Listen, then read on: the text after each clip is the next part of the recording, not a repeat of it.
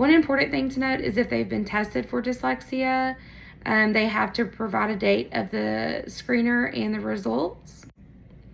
They do have to provide recent vision and hearing screening results on the health forms. And they have to provide any campus information they've been at previously. As far as observations, they do have an observation form, whether it's a whole group, co-teaching, small group, one-on-one, partner, etc. They ask if the student has worn glasses, if they're wearing glasses, what the content area is, what the lesson activity is, the student engagement level, if there was any differentiation of instruction, how the classroom management, interruptions and behavior redirections happened, corrective feedback, and accountability for student work. It asks how the student was supported and observed during this lesson, and if their behavior was typical. There's also a lot more questions based on just like, their organization skills, how they follow classroom rules, etc. Are they able to express their wants and needs?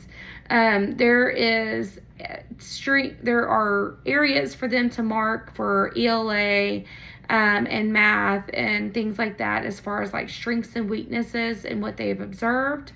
And that's for every core subject that they have. So if you keep scrolling down, there is a dyslexia portion. If they're referring for dyslexia evaluation, they do have to complete the following. So things like such as oral language skills, non-reading skills, basic reading skills, attitude toward reading, reading proficiency, spelling and writing skills. They also do letter observations of what they do know and do not know. As far as the discipline and behavior summary, there is a portion for that. It just notes if they've ever had any discipline or behavior concerns, attendance, grades, things like that. For health information, they do, as noted before, if they need vision and hearing, they have to have a vision and hearing screening. Do they take prescription medicines, and do they have a health plan, etc. So they do also ask the parent and guardians to complete the sociological and physical section of the form, and basically this just asks if there's been any significant changes. Do the parents live in the home? Do they have siblings? Is there family history of things? As far as their birth until now, have they hit normal milestones? Have they ever been hospitalized? Do they have good expressive language and receptive language skills? Do they take medication? They just ask for their general behaviors at home.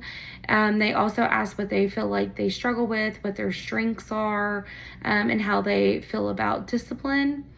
There is a list that the parents can complete based on things that their child does do or does not do. All of this is completed and given back to the DAG. This is part of the referral process, the referral packet.